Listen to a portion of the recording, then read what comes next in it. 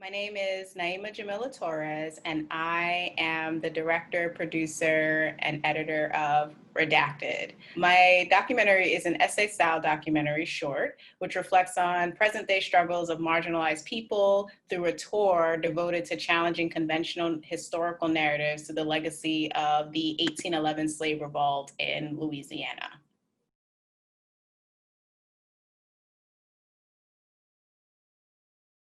So I'm actually in my documentary, and it was very uncomfortable for me because I am not someone who initially wanted to put myself in the film, but I couldn't figure out a different way to tell a historical narrative. I didn't want it to be a straightforward like historical documentary because I wasn't going to be able to cover everything.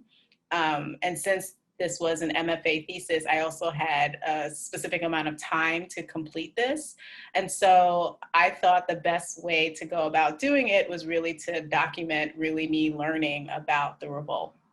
Or learning about history in Louisiana, Black history in Louisiana in general.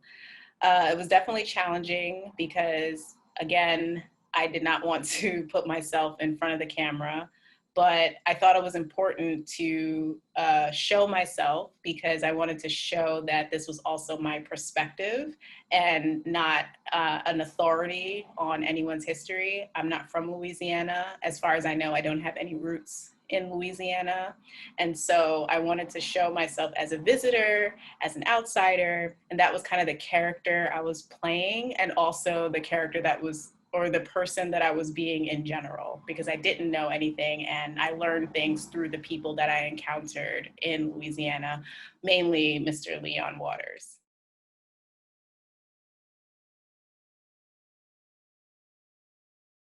During one of my trips to Louisiana, I decided to keep a journal of what was happening each day that I was shooting. I was doing that for two reasons. One was so that I could remember the things that I experienced just in general, because, you know, being on a tour and embarking on this kind of film, learning about different things was very emotional for me. And I thought that I wanted to kind of like remember the point of me making the film because it was very emotional. There were times when I was on different tours with Mr. Leon where there were things that I learned in history books and read about, and then I'm actually seeing it. I'm seeing that there are markers around the city that acknowledge that there was segregation. You know, Mr. Leon on one of his tours, that was not the rebellion about the slave rebellion. It was just a riding tour around the city about Black history in Louisiana. And the sites that he took us to, I mean, one of the monuments was to World War II veterans, and for whatever reason, that was segregated. Like one side, one column was white and one column was colored. And that really was like, wow, they really did it like that. It wasn't something, you know, it's different seeing something versus reading about something. And having done previous research trips, I knew that I was going to be affected by some of, you know, information that I was going to learn or have to confront. And so basically, I just wrote everything down just for my own sanity. And also the advice of, you know, doing documentary where you're not necessarily working on a script, you're working off of, you know, information that you're gathering, and the film comes together in the edit room oftentimes, especially when it's something that you're discovering or uncovering. And so writing in a journal, or at least keeping notes about what your original ideas were, was a suggestion that came up. And so I was like, okay, that's a good idea. So keeping a journal just to make sure I remembered what my point of my story was, or the point of being in Louisiana in general. And then the other part was emotional. So when I went to write about Charles, or write to Charles, I really just started going back into my journal entries of when I was in New Orleans, the days that I visited the Whitney plantation and how I felt there, the days that my DP and I were just walking around the city, eating, experiencing, learning, interacting with different people, our Lyft drivers who often acted as tour guides, any information that they told us that was really random, that didn't make it into the film, but I had context for while I was, you know, editing. And I looked back at all my notes, And at some point, I came to the realization that I could not fit everything, which is why I couldn't do a typical kind of historical documentary, kind of talking head documentary. And I had to figure out how to tie it together. And Mr. Leon's voice was there. My experiences were there on paper. And who didn't I know much about? Charles, who led the rebellion. And I still didn't find out that much information about him because very little is known about him at this time. So I thought, what if I could talk to someone and tell them how I felt and, you know, the process of making this film. And I thought Charles would be the appropriate one. So it was just kind of like an aha moment. It wasn't necessarily like I set out to do this. It was just, it made sense at the time that it popped into my head after reading my journal entries about being in New Orleans and filming in New Orleans.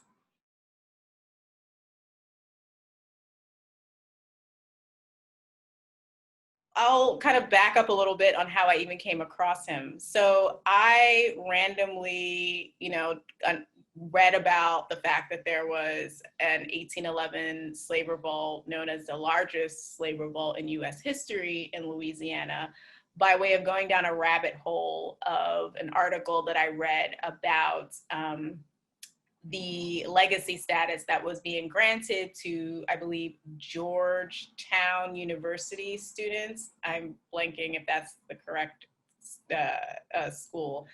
But basically, the reason why the school was able to stay in existence is because the Jesuits of the school sold the remaining slaves. So this is like in DC, one of the schools in like the DC, Maryland area.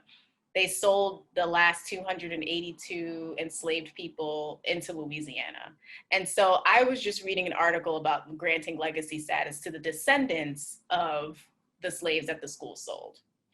And I just was like, oh, okay, that's interesting. And the rabbit hole led me to this like very tiny website that, or blog entry, I think it was, that written by Mr. Leon about the 1811 slave revolt.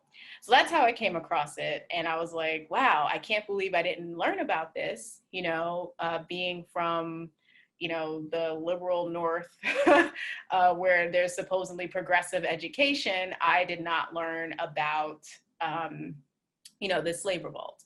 So from there, I went to try and like contact Mr. Leon.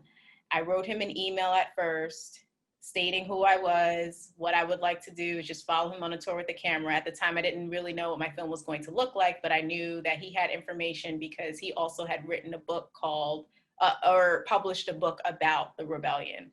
He's also a descendant of, you know, the people who were part of the rebellion. So I thought I needed to talk to him. He did not answer my emails. I went on a research trip to talk to like a historian at the New Orleans Art Museum. I think that she had originally curated something at the Louisiana, some sort of Louisiana History Museum. I'm blanking on the name again. And she also mentioned Mr. Leon. She said, if you want to know about the rebellion, you got to talk to Mr. Leon. And that kept coming up with everyone that I spoke to during my research. So people tried to give introduction emails. You know, I was still trying to email him to see if he would answer. He did nothing. And then I finally realized that I probably should call him because I found a number for him for his site, Hidden History Tours. And I was like, okay, I'm just gonna call Hidden History Tours and let's see what happens, which in hindsight, I probably should have done initially, but I hate talking to people on the phone because I'm a little awkward. So I felt like email is a good introduction to prepare someone for a phone call. So anyway, he answered the phone, it was him. And I said, oh, you know, I have reached out to you before. And before I could really like tell him who I was, he immediately knew and said, I don't do interviews. I don't get on camera.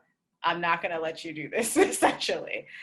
You're welcome to take one of my tours. He gives a lot of tours about Black history in general in Louisiana. I've been burned before. You cannot like film.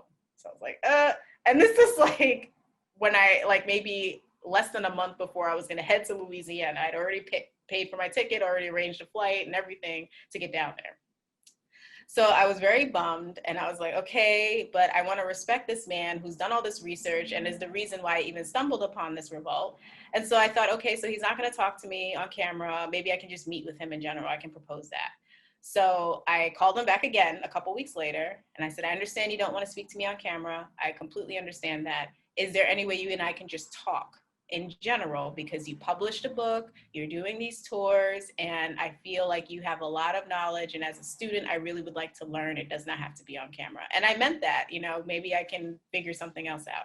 So he said, okay, not very enthusiastic about it. Okay, call me back another time. So he arranged another time to talk. We spoke.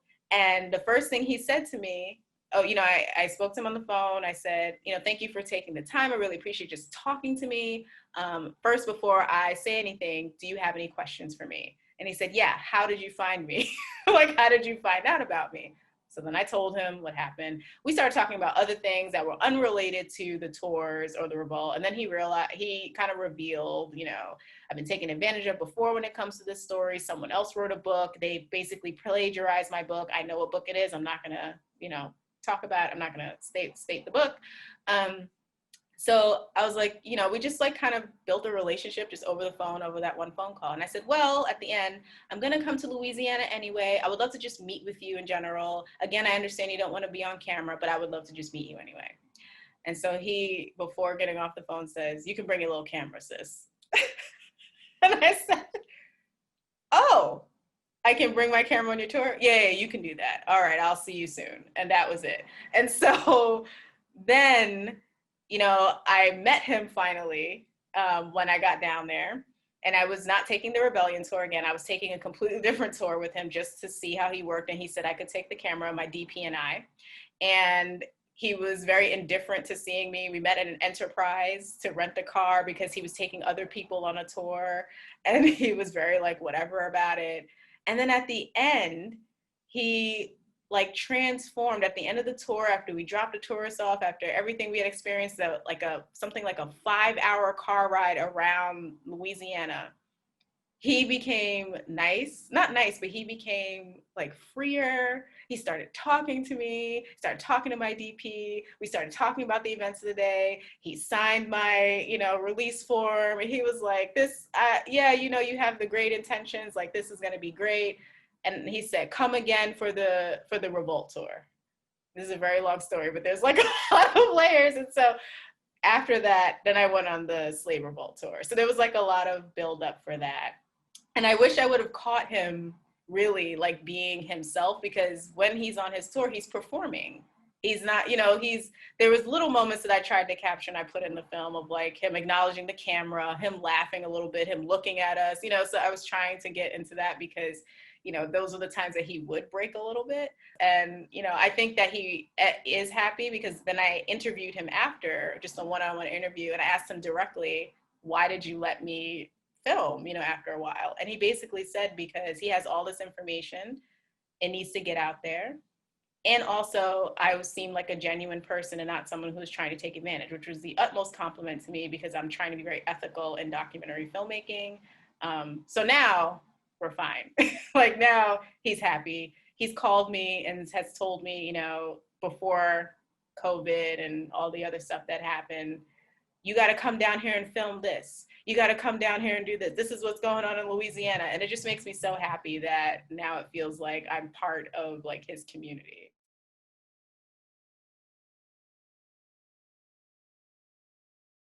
So I decided to include animation in the documentary mainly because I had no other way of reenacting some of the historical parts. And I wanted to be able to illustrate in some kind of way the stuff that Leon was talking about. So again, this was not a talking head film or a film with talking heads and that kind of traditional interview sense. There's also the fact that there's not a lot of like archival imagery of the rebellion. And so all we have really are working off of court documents, like of, and this rebellion is very documented. None, like, this is all like, I think they told me was sitting in a courthouse in St. Charles Parish. So it's not like it was like, ruined or anything. They're all right there. Very meticulous details of who was involved. Of course, through a very specific perspective, which is the slave owner's perspective, right? But there's documentation that this happened. And so I wanted to find a creative way to show to show what happened. Originally, I thought of using actors, but I realized time-wise and budget-wise, I wouldn't be able to accomplish all of that, and it was just a lot of moving pieces. I'm in, Chicago, and I'm shooting in Louisiana. I have finite time to travel back and forth. And my sister is an animator, and her style of animation, to me, knowing her, was always very comforting to me. And this is a very heavy topic. And while I do think that, stories about people of color, Black people, need to be told, a lot of them are very tragic and very rely on I feel like on trauma imagery. And so my sister's style has always been very soft to me and always been very comforting, always very not childlike, but just, and I don't want to say cute either because that kind of diminishes it, but it just made me feel comfortable. And this film is uncomfortable in general. This topic is uncomfortable in general, but I just thought that her style would work best. Thankfully, working with my sister was great. We spent a lot of time talking. My sister is still, back in the East Coast in Connecticut. And so we just spent a lot of time just talking. I would tell her my thoughts. I shared with her images that I had from the film before I even started editing. I went to a celebration of the rebellion, a commemoration, sorry. I went to a commemoration of the rebellion put together by Mr. Leon and a few other people in the community. And there were reenactors there dressed in costume, and these same people reenacted the rebellion with Dred Scott in Louisiana, maybe earlier this year or November of last year. And so I took pictures of their costumes. I sewed a couple of those costumes while I was in Louisiana, just because they were hosting a sewing workshop for the community, and I participated in that. So I tried to find images and texture and just provided it to my sister, and we just talked about it, and she got it right away. We were trying to find a way to work together in a short amount of time within her budget, because of course I had to pay her, although she discounted significantly, I imagine, because I'm her sister. And, we discussed color, we discussed faces, we discussed, what we would see. We were very deliberate in the scenes we wanted to recreate. We would talk about editing certain scenes a certain way, coloring certain scenes a certain way. We had a lot of discussions, and she was very receptive. She sent me illustrations, sketches, and we were going over things. It was very collaborative. She was very involved. She also had her own thoughts about things. So yeah, it was really, really a great experience.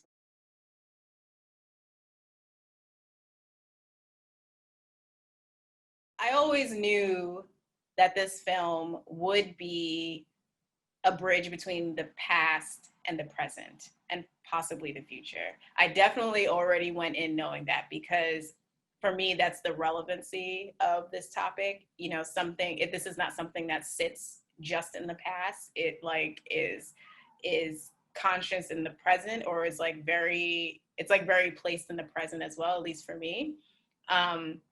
And so I remember not struggling with how to introduce the film, what is the opening shot? And some of the feedback was show the heads on the spikes immediately. And that's actually something I did not want to do. I did not want to lean into that, because that's very traumatic, and that's not what I wanted the film to be about.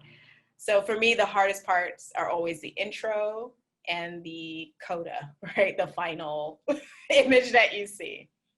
So it was a lot of just looking at my footage, having a loosely based format, people looking at it, asking questions, offering suggestions, but also not knowing what I wanted to do, them not knowing what I wanted to do. Because the tour is the meat of the whole thing. So I know I have to follow this tour, but constructing the tour, my thoughts, the past, the present, that was really, really tough. And I feel like I did not get to a good place with it until maybe right before it was really due for review for the thesis defense. And even then it was my intro was terrible. The meat of it was good, but the intro and outro was still like bad to me, you know? So it was a lot of like thinking about, like, again, going back to my journal, going back to my notes and thinking about what I wanted this to say, what points I wanted to come across. And then really the construction of the letter really helped me edit the film.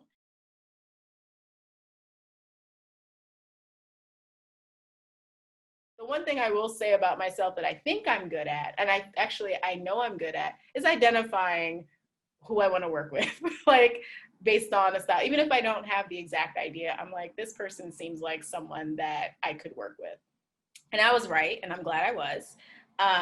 So I remember on one of the trips, I think maybe on the first research trip actually, I was one of our other someone else from the MFA program, but a year ahead of us, Steven, also came to New Orleans, and he was there like after the fact, and we met up with him, and I was like, hey, Steven, you have this camera, like, let's take headshots, right? Like, he just took this headshot of me.